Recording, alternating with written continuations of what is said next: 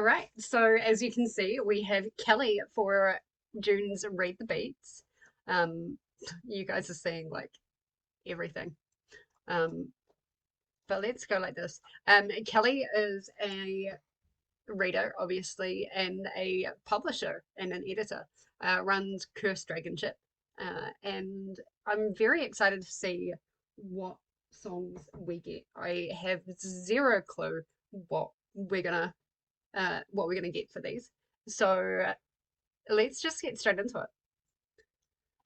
Hello, Jessie. Thank you for inviting me. I am so excited to participate and read the beats. I very carefully chose my 3 songs for you. They're not my 3 favorite of all time because I don't know what my 3 favorite of all time are, but these are definitely in the top tier of my favorite songs. The first one is Looking Up by the Bare Naked Ladies. Now, the Bare Naked Ladies are my favorite band. Love them. Have seen them in concert more than anyone else. And Looking Up kind of embodies the positive nature of what I try to live by every day. Bare Naked Ladies, I have heard of them as a band, but I don't think I've heard the actual music. And so that'll be really interesting. Looking Up kind of makes me think of like a motivational or a positive book, but in the same veins, maybe reading something that is seemingly not so positive to like kind of gain a different perspective. There is a very particular book that is coming to mind, but I'll have to listen to the song to see if that will actually work. Great, excellent. I'm glad I've heard the band. The Bare Naked Ladies, I mean, that is a prompt in itself. You could do like a female author ladies, even though it's a boy band by the look of it. Boy band, I don't think it's quite the right word, but yeah, there's the band name in itself gives me some prompts to work with. So, gotta look up, man. Gotta look up. And I love it. So hopefully you can find something with that one, something with a positive spin, something with sky on the cover. There's all kinds of things you could do. And the video is adorable. Oh, yay. Second song is Test Drive.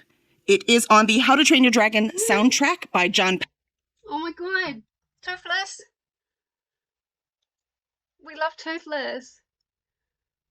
Okay, that's immediately making me think of Kingdom of Ash because we're going to be reading Kingdom of Ash for Massverse this month, and we have a nickname for Abraxos being toothless, and I realize Abraxos isn't toothless, has very sharp teeth, but like just the mannerism is very similar. So that's immediately making me think of Kingdom of Ash. It might change, but that's immediately what we're thinking of.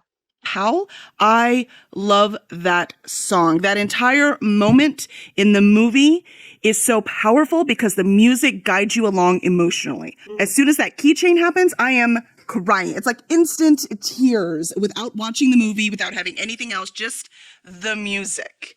It's phenomenal. I mean, and it starts with a bass, like a string electric bass. It's fabulous. It's fabulous. I love it. Highly recommend.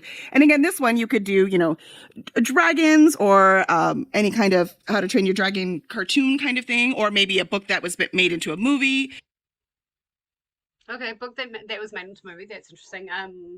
But dragons fantasy. Kingdom of Ash is a fantasy. I think that's probably what we're going to end up sticking with. But yeah, there's a few things we can work with. Yeah. Or just, the feelings, something that makes you feel so deeply. So there's a lot of things I think you could do with that. Yeah. For the third song, I have Trust Fall by Pink. Oh. This song moves me. I think that song moves everyone. She is a rock star artist. Like she pretty much can do no wrong. That woman, like, wow. Ooh. Trustful. Maybe a book that I'm not sure about and I just need to like trust. There's a book that I'm looking at right now that I am currently avoiding reading, and I need to. because it needs to go back at the library in like a couple of weeks. Maybe I could do that, because that is definitely going to be like a trust the process book. So that's kind of what I'm leaning towards, is trust the process. But yeah, that fantastic artist, fantastic song. Again, the way I try to live my life. You just got to trust, and you just have to go for it. Mm-hmm. And that's definitely what this song is about. And if you watch the video, instead of just listening to the song, there's a moment in the middle where Pink gives this inspirational speech to a character in the video, and then she looks right at you through that fourth wall. Cool. And that just makes me cry. So that is also making me think of Breaking the Fourth Wall, which this book that I'm looking at, or not looking at, trying not to look at, also does that. It is like there is no fourth wall really with this book. So yeah, that's probably it's probably what I'm going to end up reading for that. It's powerful. Mm-hmm. So there's a lot you could do with that one too. There's so much. I mean, there's motorcycles in the videos. You could have motorcycle on the cover or something with wheels in the cover. The dance moves in there are incredible. I love the way Pink dances, like it's what helps her breathe. Yeah. It's just incredible that she puts her whole soul into it. And I love that. So there's that kind of thing. You can have a music character or a mom. She's an amazing mother. So there's so many things that you can do with that. And then the song itself, of course, is taking a chance. So there's a lot in there, but it's also, you take a chance not on your own, right? You've got people. That's part of the point of that song. Mm. Hopefully that's a nice varied list. These are 3 of my most listened to songs, and I can't wait to see what you read.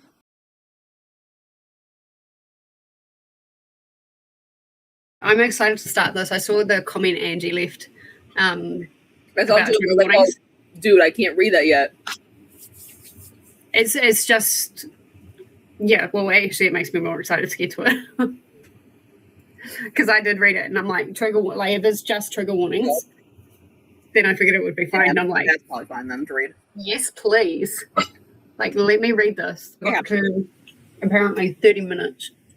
But it's about 15 minutes because I'm on 2 times speed. Real awkwardness happening between Lysander and Adian. Yeah. Oh my gosh, yes. At the moment, I'm like, hello? Like, she hasn't actually done anything wrong. Right. I mean, I know the whole dynamic is a bit awkward. It's weird, but yeah, But, I think that's it. Like, I'm almost done with 4. I have a little bit to go, but we're getting there.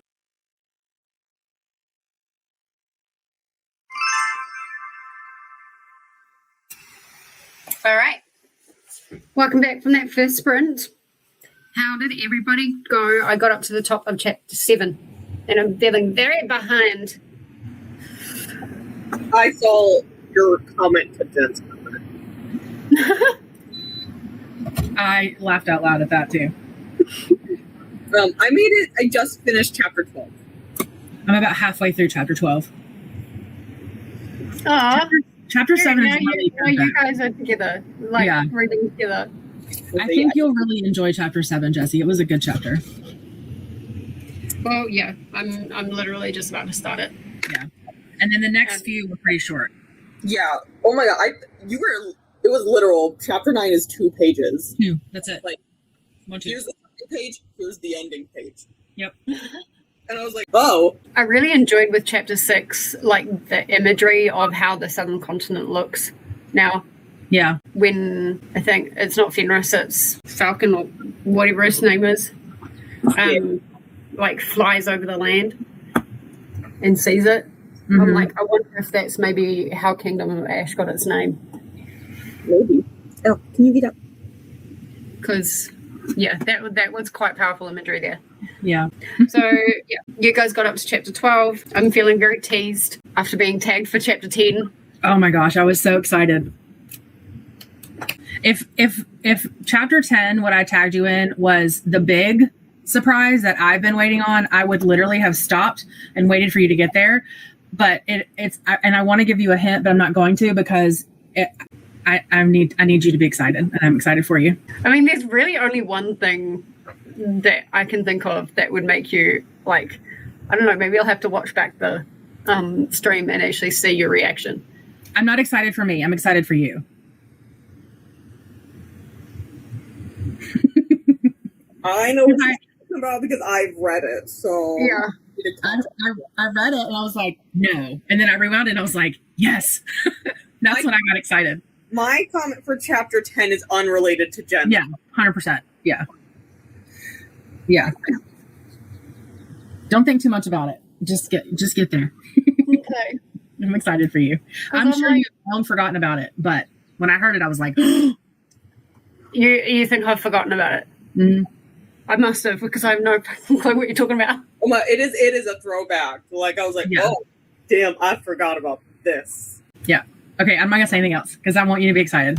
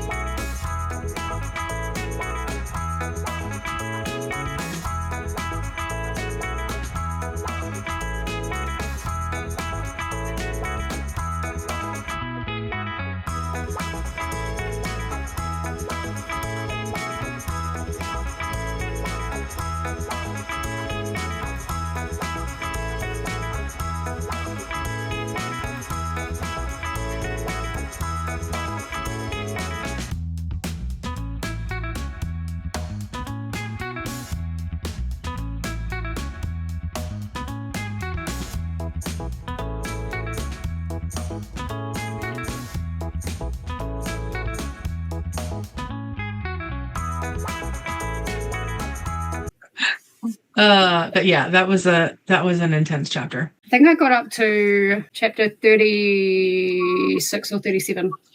What? 2 times speed. Still, now I'm behind again. Yeah, but guys, you don't understand. I have to read this in 3 days. What is that? Let me show you. Let me give you a preview of this vlog that I'm doing. Yeah, this is the one you were showing the other day that had like the stuff in it. I'm gonna make you bigger so Lexi can see it, but like this is insane. So it's got that. It comes with like stuff in it. It's got like letters and look. His homework. Like there's annotations already in the book. Yeah. That's supposed to be there. It's not actually annotated by the amount of people. Isn't that crazy? Just a quick note here. This book actually, yes, is what I was going to use for Trustful with, the breaking the fourth wall and stuff like that. I tried. I got 150 pages in, and then I had to take it back to the library. It just wasn't going to happen. That's why you'll see that I ended up swapping out that book. Hello, everybody. Today is the big day. I feel so much pressure. Everyone's gonna be staring at that box right there and be like, I'm just gonna watch Jesse real quick. I'll just make Jesse big the whole time. Full of Jesse's and the rest of us will dip. I mean, you can. It's okay. I wouldn't do that to you. Because all you're going to see is you just going... I'll be cooking. I told you I gotta finish cooking dinner. It's not gonna be ready until the second sprint, but I gotta finish prepping stuff so it can be cooked. Okay. So I'm just about to start chapter 99 of this, and I have a bunch of people staring at me right now. Jen is saying why SJM is being mean to me. Oh my god, same. Well, I don't know where these guys are up to. They're a little bit ahead of me, but we're kind of in the point where like the shit is hitting the fan. Like things are getting really serious and stuff like that. And I mean, this whole book works for the song because it's epic. The music is epic, things like that. But then like you get that kind of tense moment with Toothless. And what's his face? What's his name? Anyway, you get that tense moment where like they're kind of like free falling, and that's kind of what it feels like at the moment. There's a bit of a free fall happening, and I had some kind of, not really spoiler, but like the first sentence of chapter 99 is saying basically I am falling or she's falling or something, and so like that in itself works because she's literally falling. But yeah, really enjoying the book. I'm feeling a lot of pressure to read this chapter because there is a thing in the Discord, and I will try and show you up here. And they're all staring at me making this update, but I will try and show you there. A lot of people are saying, oh my god, Jesse's gonna freak out. Jesse's gonna freak out in this chapter. Oh my gosh, chapter 99. So I'm gonna leave you running, and I'm gonna be doing it live on the screen here, and we'll see what the hell is happening. I don't know.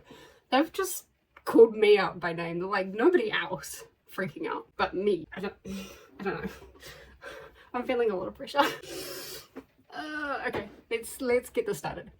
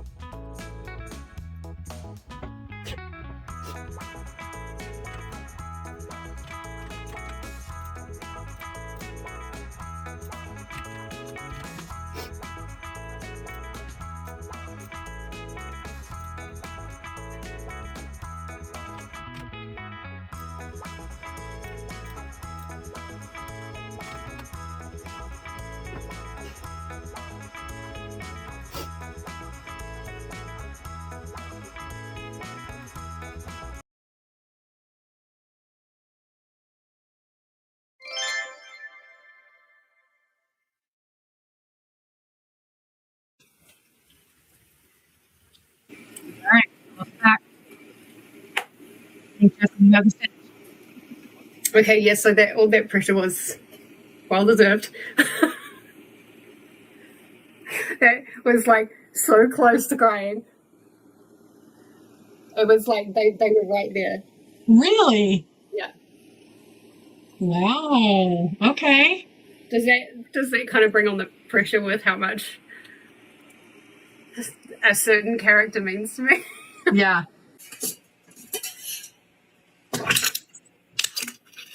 I literally just ran mine over to the table, the whole fucking bottle of fucking Crown. Really? Yeah. Pour the rest of my water into the ice maker. There you go. Yeah. Cheers. Here, I have my water that I just emptied. And cheers to everybody in the chat as well. Oh, I forgot how nice that is. We did it. We did it. I can't believe it. I can't believe we're here already. Yeah, it's crazy. It's like, wow. I think scattered is the perfect word. And this is kind of the problem that I've got with high fantasy a lot, is they're just all over the map.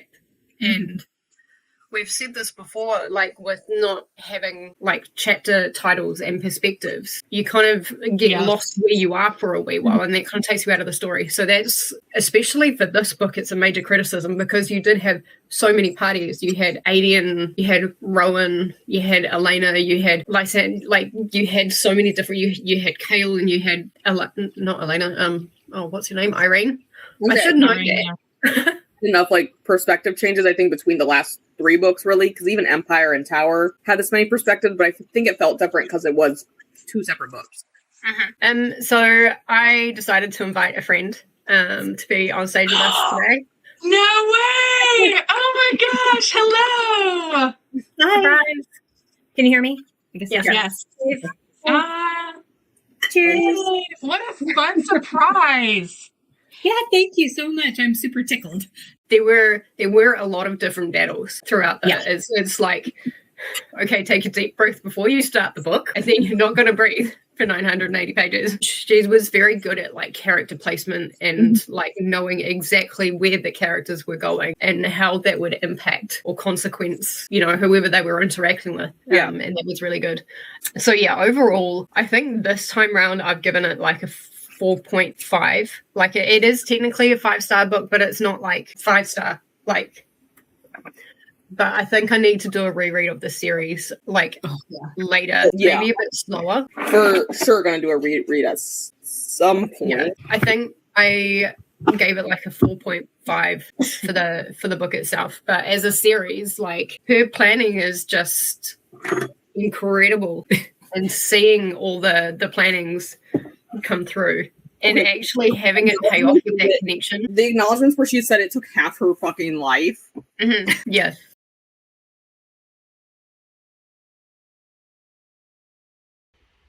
Okay, so since it's been over 30 days since I have read purely gay shit for June, I'm actually going to start One Life for Trustful now. And I'm very much looking forward to this one. I've got high expectations. The movie made me ugly cry, so I'm hoping that I will at least get some feels from the book. And the book is actually written, I think, by his wife, by Barbara Winton. And if you don't know the story, I'm not going to spoil it. I'll probably talk about it a little bit as we go along, but essentially it's about like a humanitarian from England who finds himself in Czechoslovakia and does his best to save children from like a refugee camp, and they're just before the Nazis really took over, and he tries to get them to England and to safety and into new families and things like that, and it's just the children, it's not the parents. And so yeah, there's a lot going on. And this is based on a true story. You can actually look up real interview footage with Sir Nicholas Winton. Would recommend, if you don't really know what the story is about too much, I'd recommend kind of reading the book or even watching the movie, which the movie has those clips before you actually look at the interviews. It'd be interesting to see, just how real this memoir is. It is listed on Goodreads as a memoir and true story or a biography or like all of those non-fiction type things. It'll be really interesting. And I chose it for Trustful because really Nicholas Winton had to put a lot of faith and a lot of trust in so many different people and so many different organizations so that his plan could go through and he could save all of these children. I was thinking about it and thinking about it and thinking about it, and of course I had to give S back to the library, so I couldn't use that. So it took me a long time to actually figure out what I was going to use to replace that, and I think this one works absolutely perfectly, in trusting all of these different organizations that things are going to happen. Let's get started. I'm currently on sprints with Coda for Friday at the moment. Got an hour and a half, so let's get into it. I'm 15 minutes in. They're starting this where he's an old man, and the BBC has contacted him and asking him to go to the studio and stuff like that to check the accuracy of the story. And it's already giving me chills. This is going to be interesting. Okay, so I am 37% into One Life, using it for Trustful. And I wanted to kind of do an update here because we just finished chapter 5, and that was going way back and seeing how Nicholas was brought up. It talked about his parents, his grandparents, and then it talked about his schooling years and how his schooling, and especially the motto of the school and the fact that it wasn't, I wouldn't say it wasn't a normal school, but it was a school where it was more accepting of people who were more kind of nerdy, if you will. I don't really know the way to explain it. They explain it better in the audiobook. So yeah, that really kind of, I think, helped shaped the way that he was, and the fact that he wasn't forced to play sport or anything like that, and then going into college and stuff like that, and the fact that this is really when his political alignments really started to show, and because of how he was brought up and his German Jewish heritage. You know, they expected that he was going to be quite conservative, but he wasn't. He was very active, kind of with like the Labour Party and active with all of their kind of campaigns. There we go. And so yeah, like that's really interesting. And he's just, from what I can gather, he was just such a gentle, passionate individual. The movie doesn't quite show any of that stuff, and you don't quite see any of that stuff in the movie, so I'm quite glad to have gone back. It did start feeling very much like non-fiction. I was like, okay, it's getting a little boring, but I think I've got such a deep appreciation for who Nicholas was through that little part of it. So enjoying it. Not a 5-star as of yet, but there's still hope. There's still 63% left to go. So we'll see how we land. I am about to get dinner sorted. Let's talk about One Life for Trustful. I think it worked really well, but the one thing I will say is you don't really see anything like outwardly brave or like outwardly that would be like really trust in a process or a person or something like that. But the whole book is all about learning about who Nicholas Winton was. He was such an incredible man. He was a humanitarian, always opened his door for people like the descendants that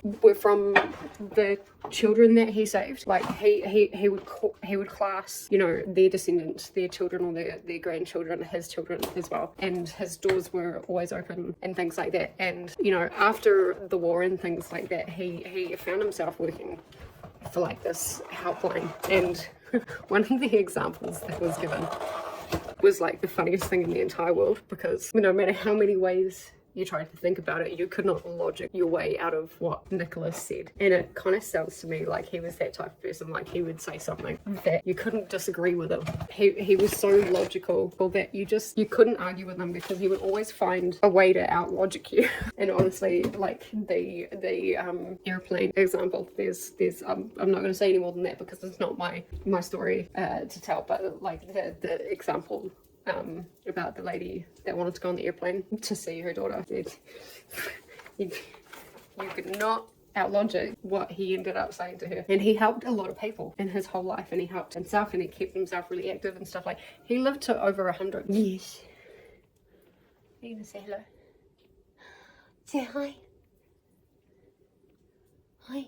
Does River realise he's on camera? I really enjoyed it. Not a 5-star, but I am giving it a 4-star because you really, really, really got to know Nicholas, and you almost felt like he was in the room with you. And it was really good. I do think it worked well for Trustful because, you know, he had to put his trust in a lot of people, so that his plan of getting these children to the UK, and he didn't actually end up getting them to America because America said no, to get these kids to the UK and to have all of these families, he had to put his trust in a lot of people. And the kids that were getting on this train and leaving their parents behind, they had to trust in him and trust a lot of people. So there was a lot of trust that had to happen. And yeah, just the rest of the story was absolutely fantastic. I'll put some links in the comments or in the description, show you those interview clips if you haven't seen them before, because that's really magical. I'm about to start Isola tonight, and that I'm really interested, and that was for the Bare Naked Ladies song. And I just think because the music video was very beachy, I have chosen less the vibe of the song, but that whole beachy theme fits in with Isola, which is, as far as I'm aware, a book about a couple that gets abandoned on a deserted island. And that's all I know. Oh my god, I can't even smell this yet, and I'm so hungry. I will catch you for the update for Isola.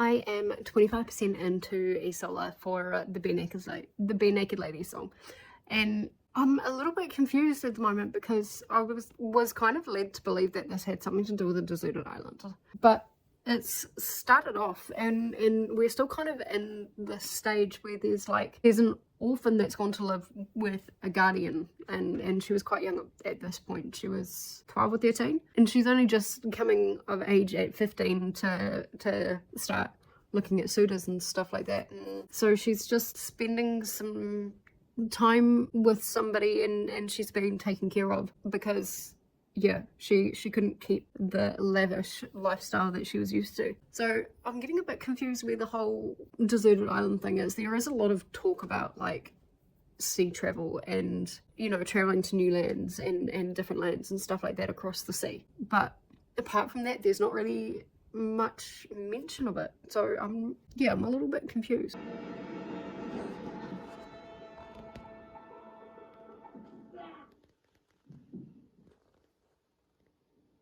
So I am at 47% and we have just desert islanded. We've just landed on the desert island, and they're kind of trying to figure out what's going on. Essentially, the first half of this book is like political intrigue. It's like having a patron or a companion, or like she had somebody who was like essentially paying like for her living, if you will. She kind of made best friends with her maid, and there was falling in love, and essentially that's kind of who's on the desert island is her maid and the person that she fell in love with, and she wasn't supposed to fall in love with them, obviously. I don't think I mentioned this, but this is like back in the olden times, like there are no cars or anything like that. It's ships. I mean, they thought they were sailing to the new world. I'm about 50% in, just a little under 47%, and I'm really intrigued to see how it's going to work now that there's really only a cast of 3. Whether the romance is going to happen or whether they're going to end up getting really shitty, which they probably will. But I'm just really interested to see how that's going to work, because the beginning half of this book was quite busy. It's going to be an interesting contrast. I've never read a deserted island book before. Once upon a time I read Treasure Island from Robert Stevenson, or however it's called. Once upon a time I read that, but apart from that I haven't read a deserted island book. I'm fascinated to see how it goes and whether they kind of keep this positive vibe going. They're quite positive people. So yeah, it'll be fun. I will check back in if something major happens. Let's try and talk about Isola.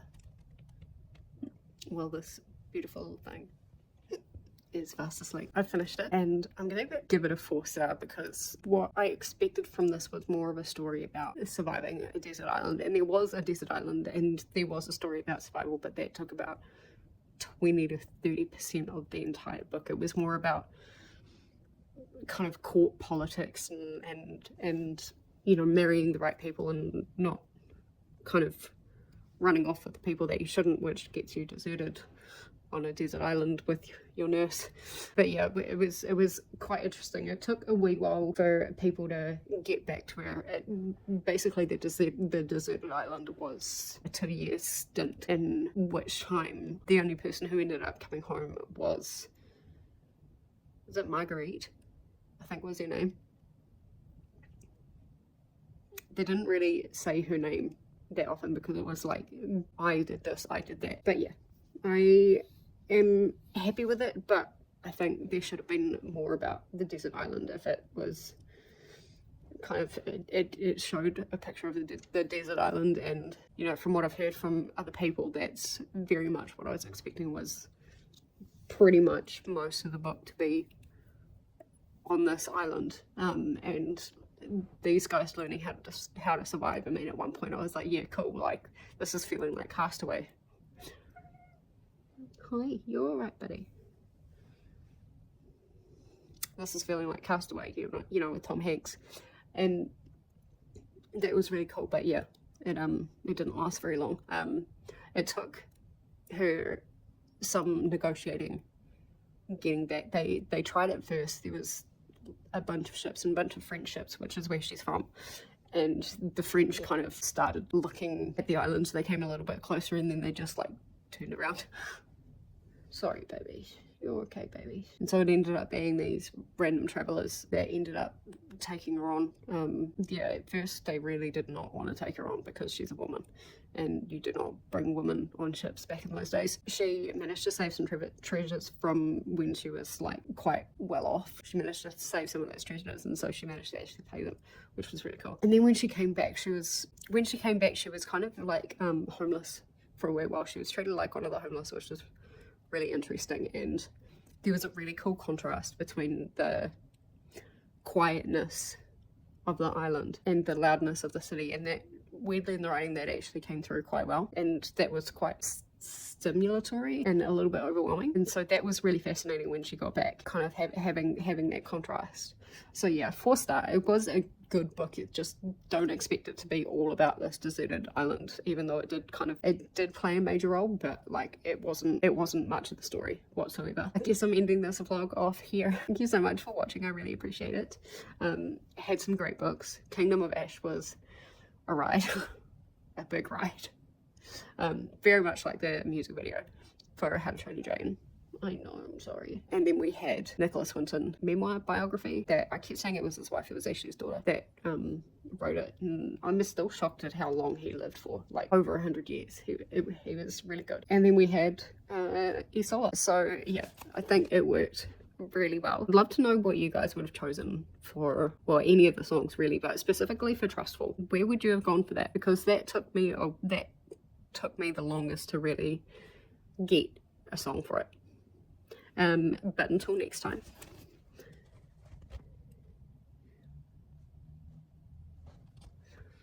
See you later.